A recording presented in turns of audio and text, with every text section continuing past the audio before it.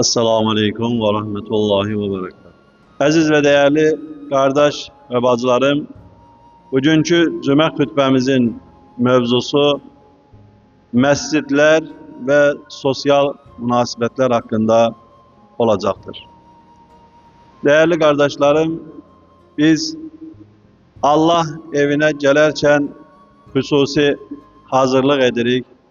Bunu bizden Uca Rabbimizin özü istəyir. İster zahiri haçlanma olsun, ister batini haçlanma olsun ki, gedeceğimiz yerin ve çıkacağımız huzurun fərqindəyik. İmam Həsən Aleyhisselam bir dəfə dəstəmaz alır. Dəstəmaz alarkən mübarək imamın rengi saralır.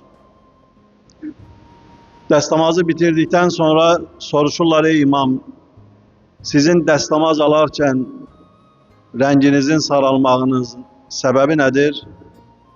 Mübarək imam buyurur ki, məgər kimin huzuruna getdiyinizin fərqində değilsinizmi? İnsan dəstəmaz alarkən zahirən bir neçə əməl görsənə bilər, ama işin həqiqətində isə ilahi huzura çıxmaq üçün, Allahla mənəvi görüş üçün bir paçlanmanın, təmizlənmənin adı dəstəmazdır. Elə məscidə gəlişimiz, Allahın huzuruna çıxışımız da dəstəmazdan başlayır. Ve Allah evine geldiğimiz zaman biz sahabeden de müşahede edirik ki, onlar çölde her ne kadar yakın münasibetleri olsaydı da elə ki məscidə girerdiler, onları görenler sanki küsülüdüler düşüncesine kapılardı. O kadar birbirleriyle soyuq münasibette olardı ki, yöneldikleri yer alemlerin Rabbi olan Allah idi.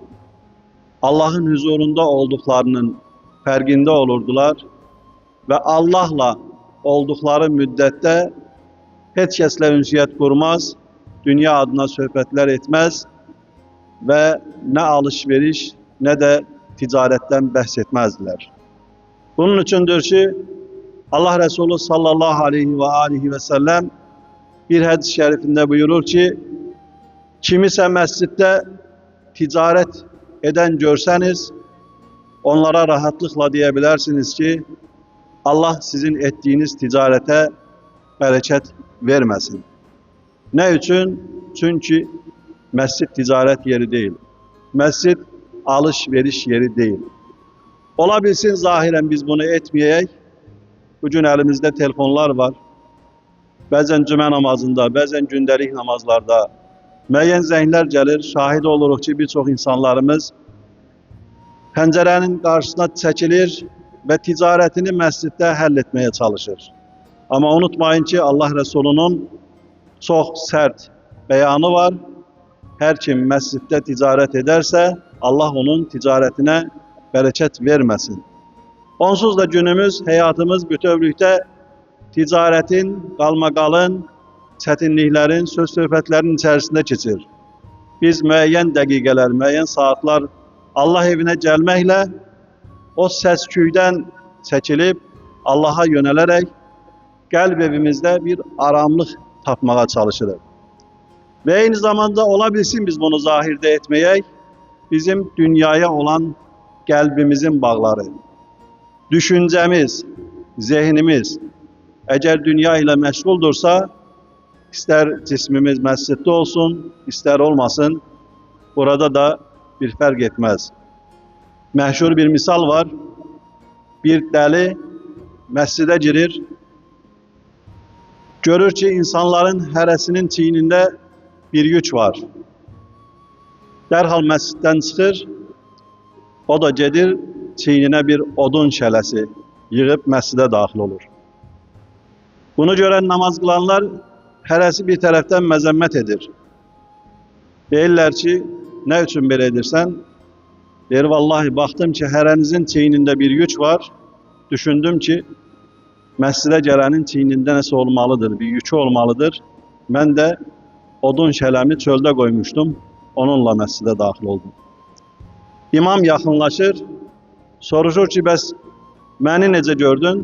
Deyir, ən böyüyü elə sənin çiynində idi. Sənin də çiynində böyük bir inək gördüm. Demək, imamın da inəyi xəstəymiş. Namazda olarkən o da öz inəyini düşünürmüş. Təbii ki, biz bütün his və duyğularımızla Allah'a yönəlməyimiz o qədər də asan məsələ deyil. Bir dəfə Allah Resulü sallallahu aleyhi və səlləm səhabələrinə buyurur ki, kim namazda olarkən dünya adına heç bir şey düşünməsə, ona bir dəvə verəcəm. Namaz bittikdən sonra Allah Resulü bir soruşur. Herkes namazda iken bir şeylerin xəyalından keçdiyini etiraf edir. Sıra Əli Aleyhisselam'a gelir. Deyir ki, ya Əli, sen ne düşündün? Deyir, ey Allah'ın Resulü, mən də dəvəni düşündüm. Ama düşündüm ki, görəsən o dəvə arıq dəvə olacaq, yoksa kök dəvə, onu Allah yolunda infak edeceğim. Yani derecesinden aslı olarak herkes namazda yaxud məscidə gələrkən bir şeyler düşünür. Ama Allah'ın bizden istediği faiz itibariyle onu azaltmaktır. Allah'ın bizden istediği Allah evine gelerken Allah'la baş başa olmaktır. Ve bir mescidin üzerine böyle bir yazı yazılmıştı. Ne olar Allah rızası için? Mescitte yığdıklarınızı çöle çıkarken çölde tökmeyin, itirmeyin. Aslında biz mescide geliriksə müxtəlif yollarla, piyada, ister vesait xərcləyək, ister dostlarımız vasitəsilə gələk, bir zaman sərf etmiş oluruq. Maddi vesait xərc etmiş oluruq. Bunun müqabilində məqsədimiz nədir, niyetimiz nədir? Cümə günü bir saat var, o saatte Allah duaları geri çevirmez. Her şey maddiyattan ibaret değil. Eğer elimizde bir maddiyat var, devlet, servet varsa bunun korunmasına da ihtiyaç var. Yahut ihtiyaçlıysa yine mühtaç olduğumuz alemlerin Rabbi olan Uca Allah'tır. Ona yönelmeliyiz, ondan istemeyiz. Bu ümitle Allah evine gelir ve Allah'tan ümit edirik ki Allah bizim sahip olduklarımızı korusun, saklasın. Mühtacıksa ihtiyaç olduklarımızı Rabbimiz bize öz zengin xəzinəsindən bəxş etsin. Bu bakımdan aziz ve değerli kardeşlerim, diyək ki biz burada geçirdiğimiz vakti, zamanı güzel değerlendireriksə Allah istediği kimi ona yöneler, his ve duygularımızı, düşüncelerimizi Allah'la doldurarıksa bir cümə növbəti cüməyə qədər bizim için faydalı ve yararlı olmuş olar. Uca Rabbimiz Kur'an-ı Kerim'in bir ayetinde buyurur. Bismillahirrahmanirrahim. Ya bani Adem'e hudu zinetekum inde kulli mescidin ve kulu veşrabu ve la tusrifu innehu la yuhibbul musrifin. Ey Adem oğulları! Her bir ibadet vakti güzel libaslarınızı giyin, yiyin, için, lakin israf etmeyin. Çünkü Allah israf edenleri sevmez. Bazen əfsuslar olsun ki, müxtəlif görüşlere, tədbirlere, konferanslara giderken geyimlerimizi, keçimlerimizi istifade edir. Ama işçi içtimai yerlere, ilahi huzura, məscidə geldiği zaman bazen müminler elə bir imic yaradır ki, elə mümin, müsəlman, namaz qılan tör-töküntü geyinməlidir, səliqəsiz geyinməlidir. Əslində tam əksi olaraq müsəlman Allah'ın da istediği kimi en güzel geyimlerini, en güzel libaslarını Allah'ın huzuruna çıktığı zaman geyinməlidir. Allah Resulü sallallahu aleyhi ve sellem sahabelerle Kabe evini tavaf ederken hele Kabe müşriklerin elindeydi. Elə ki Kabe'nin bir istikameti var. Oradan geçende sahabelere emir verir ki buradan geçende vüqarla yeriyin. Biraz ehtişamlı görsənin. Ne üçün? Çünkü müşrikler belə bir şayə yaymışdı ki, Allah Resulü'nün yanında olanlar xəstədirlər, imkansızdırlar, fəqirdirlər. Bakın ona koşuldular, dünyalarını itirmiş oldular. Ama Allah Resulü bir zahiri görüntüyle de o müşriklere göstermek istəyirdi ki, bunlar her ne kadar yol gelip yorulsalar da, her ne kadar çetinlik ve sıkıntılar yaşasalar da, ama bunların özlerine məxsus bir duruşuğu var. Onun için de mümin hem geyimiyle, hem keçimiyle, hem duruşuğuyla herkese örnek ve numune olmalıdır. Diğer bir ayet-i Resulü Rabbimiz buyurur, وَاَنَّ الْمَسْجِدَ لِلّٰهِ فَلَا تَدْعُوا مَعَ اللّٰهِ اَحَدًا. Şüphesiz ki bütün mescitler Allah'a məxsusdur. Allah'tan başka heç kəsə ibadet etmeyin. Biz bazen cahiliyet dövründe olan Ərəbləri qınayırıq. Çünkü onlar bütlere ibadet edirdi. Allah da bize buyurur ki, bütün mescitler Allah'ın evidir, Allah'a məxsustur. Orada Allah'tan geyrisine ibadet etmeyin. Dövrünün büyük bir Allah dostu velisi cemaat içerisinde ayağını yere vurur ve buyurur ki, sizin ibadet ettiğiniz Allah benim ayağımın altındadır. Bu sözden sonra həmin vəlini belə desək qanına qaltan edirlər. Üzerinden iller keçir, həmin yeri qazdıkları zaman görürlər ki, böyük bir qızıl xəzinəsi çıxır. Sen deme o büyük velinin nəzərdə tuttuğu sizin ibadet ettiğiniz Allah dünyadır, vardır, dövlətdir, büttür ve o da benim ayağımın altındadır mesajını vermiş olur. Rabbimiz de bizde buyurur ki, mescitler Allah'a məxsustur, Allah'a aittir. Oraya girdiğiniz zaman Allah'tan geyrisine ibadet etmeyin, Allah'a ibadet edin, Allah'a kulluk edin. Muhammed ve Ali Muhammed'e salavat içeyin. Aziz ve değerli kardeşlerim, biz mescitler dedik ve aynı zamanda içtimai ve sosyal münasebetler dedik ki, biz Allah Resulü sallallahu aleyhi ve sellemin hayatına baktığımız zaman görürük ki, o mübarek Resulün Mekke'den Medine'ye hicret ettiği zaman ilk gördüğü iş, ilk diktirdiği mescid Quba mescidi olmuştur. Ve Müslümanların kıldığı ilk cümə namazı da Quba mescidinde hayata geçirilmiştir. Allah Resulü hayatında en mühim olan ne idiyse tabii ki Allah'ın emriyle, Allah'ın isteğiyle onu icra edirdi. Ve aynı zamanda Medine'ye geldiler.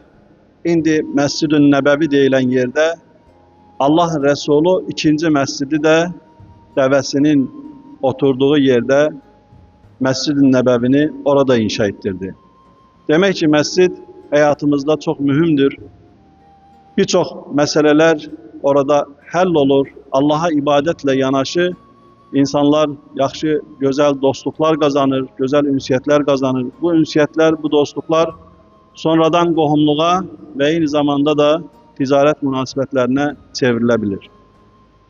Biz niyetimizi Allah için sağlam ve kamil ederikse Allah da bizi hem dünya ile hem de ahiretle mükafatlandırar.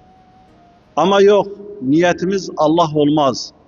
Sadece dünya isteğiyle, dünya arzusuyla yola çıkarıksa o zaman o dünyaya sahip olabilmelik bu büyük sualdır. Allah Resulü ile hicret eden insanlar var idi. Allah Resulü buyurur ki, kimin niyeti Allah'a ve Resulunadırsa ona kavuşar. Kimin niyeti hanıma ve ganimetedirse ona kavuşar. Elə sahabeler var idi ki, gəlib deyirdilər, ey Allah'ın Resulü, dua et, ben bu döyüşte boğazımın burasından oxla yaralanarak şehit olum. Allah Resulü buyurur ki, eğer niyetinde sadiksənsə, Allah seni istediğine çatdırar ve döyüşün sonunda görürler ki, həmin sahabe eyni istediği yerden şehadete kavuşmuştur. Əfsuslar olsun ki, bugün yaşadığımız dövrdə məscidə gələn insanların müəyyən bir qismi tam səmimi niyyətlə gəlmir. Hər nə qədər bu ifadələri işlətmək bizə ağır olsa da, amma insanların məlumatlı olması üçün demək məcburiyyətindəyik ki, keçən cümə görürəm bir nəfər sütuna söykənib, illərdir Azərbaycanın birçok məscidindən ayaqqabı uğurluyub. Bir neçə dəfə tutulub. Sonra azadlıqdadır. Keçən cümə görəndə yaxınlaşdım. Bəlkə də birçok məscid insanları da gördü bunu. Deyirəm, bəs nə işim var burada? Deyir ki, tövbə eləmişəm, ibadət üçün gəlmişəm. Şəriət zahirə hökm verir. Biz də onun o cür dediyini qəbul etdik. Təkcə ayaqqabı oğrusu deyil, düşüncə oğrusu olan insanlar var. Zihin oğrusu olan insanlar var. İnsan oğrusu olan insanlar var. Yəni, biz niyyətimizi Allah üçün səmimi etməliyik. Sabah məscidə gəlib mömin adıyla, müsəlman adıyla Allahın evinə gəlib insanların imanlarından, xeyriyyətçilik niyyətlərindən suyu istifadə edə bilmərik. 2 il bundan qabaq Muharrem ayında, Muharrem ayının 1-ci günündən ta Aşura gününə qədər 1-ci sırada dayandı. Hər kəsdən gözəl şəkildə İmam Hüseyin əleyhissalamın məclisində iştirak etdi. Aşura günü yaxınlaşdı, müəyyən bir məbləğ pul istədi, ona yardım olundu. 4-5 gün sonra sərxoş halda şəhərdə qarşımıza çıxdı. Bunları deməklə insanlarda suizən yaratmaq deyil məqsədimiz. Sadəcə o insanları bugün də tanıyırıq, bugün də aramızda var. Ad tutaraq abırlarını aparmaq deyil məqsədimiz. Mesaj verərək çatdırmaq istəyirik ki, Allah evinə səmimi niyyətlə gəlin. Allah evinə gələrkən Allah Rəsulu buyurur ki, mömin bir dəlikdən 2 dəfə sancılmaz. Əgər bir dəfə yanlışımız olubsa, bir dəfə xatamız olubsa, təkrar o yanlışa düşməyək. Səmimi his və duyğularımızla bizə yaxınlaşıb pul istəyən və yaxud hər hansısa kömək istəyən insanları dərindən araşdıraq ki, sonradan o edilən xeyriyyətçiliklər o insanlar üçün çox baha başa gəlir. Görürsən ki, artıq namazdan soyurlar, məsciddən soyurlar və bu kimi hallar olduğu zaman xahişimiz bundan ibarətdir ki, bizi də məlumatlandırasınız ki, biz də sizə əlimizdən gələn köməklikləri etmiş olaq. Cüməniz mübarək olsun.